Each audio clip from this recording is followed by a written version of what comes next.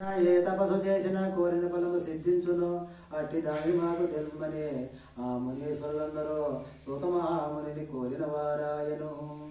నారదైషే సంతృష్ట భగవాన్ కమలాపతి సురశ్యాయ యదైవ రుణామహి. అందులకు సూతుల వారు, ఓ మునీశ్వరులారా, పూర్వం ఒకప్పుడు నారద మహాముని శ్రీ మహావిష్ణువు ఇదే విధముగా కోరగా శ్రీహరి ఆనందించిన విషయమును నేనిప్పుడు మీకు తెలుపుచున్నాను, శ్రద్ధగా వినుడని ఇట్లు చెప్పదొడంగెను. ఏకదా నారదో యోగి పరాన్ కాక్షాయ పర్యటాన్ విద్యాన్ లోకసత్వముపాగతం.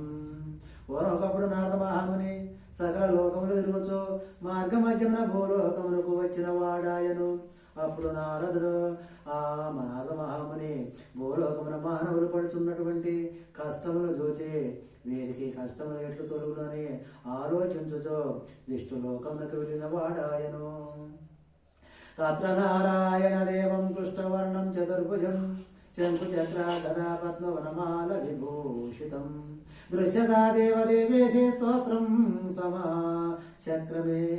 అప్పుడు నారద మహాముని విష్ణులోకమున చతుర్భుజుడగు తెల్లని శరీర ఛాయ గలవాడగు శంకు చక్రము గదా పద్మము మొదలగు అలంకారముగా గలవాడగు శ్రీ మహావిష్ణువును చూచి ఎట్లు ప్రార్థన చేయుచున్నాడు.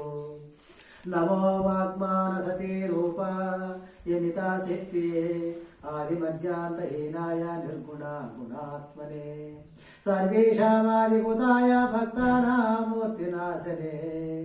అప్పుడు ఆ మనసులో ఊహించడం కానీ వాక్కుతో వివరించి చెప్పటం కానీ శౌక్యము కానటువంటి అతీతమైన రూపము గలవాడు ఆది మధ్యాంతరహితులకు నిర్గుణ సుఖములటువంటి ఆది పురుషులను చూచేట్లు భక్తులకు బాధను తొలగించే శ్రీ మహావిష్ణువు నీకు భక్తితో నేను నమస్కారం చేస్తున్నానని నారద మహాముని విష్ణుమూర్తికి నమస్కారం చేసెను.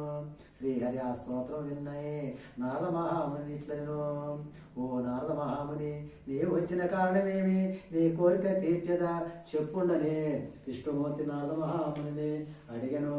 అప్పుడు నారద మహాముని చెప్పుచున్నాడు, మధ్యలోకే జనా స్వర్వీ నానా క్లేశమాన్విత నానాయో నిమిత్తమా వచ్చతే పాపకర్మాభి.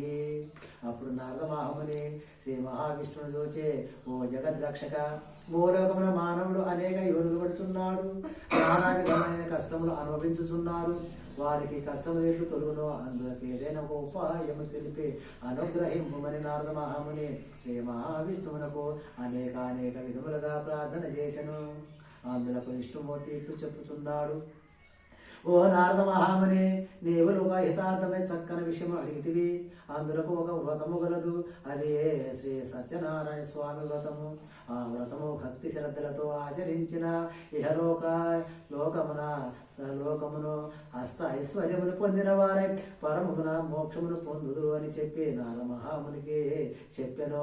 అప్పుడు అది విని నారద మహాముని ఇట్లు అడుగుచున్నాడు, ఓ జగద్రక్షక, ఓ దామోదర, ఆ వ్రతము ఆచరించిన వల్ల ఏమి ఫలము కలుగును? ఆ వ్రతము ఎట్లు ఆచరించవలనో దాన్ని ఎవరైనా ఆచరించినారా అది ఎంతయో నాకు సవిస్తారముగా తెలుపుమని నారద మహాముని శ్రీ మహావిష్ణువుని అడిగను.